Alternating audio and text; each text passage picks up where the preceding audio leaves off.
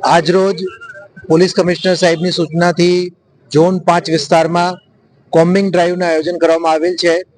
એમાં ડીસીપી સાહેબ અને એસીપી સાહેબની સાથે મળીને કુલ 300 થી વધારે પોલીસ અધિકારી અને કર્મચારીઓ આ કોમ્બિંગની કામગીરીમાં જોડાયા છે.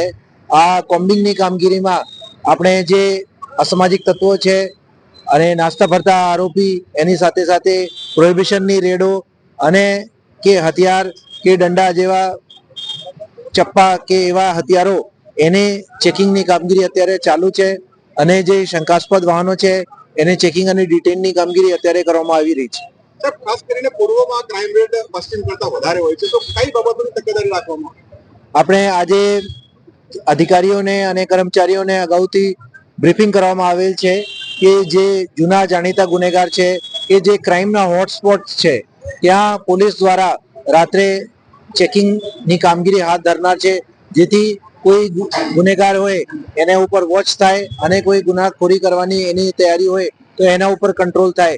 એના માટે આજે કોમ્બિંગની કામગીરી હાથ ધરવામાં આવેલ છે.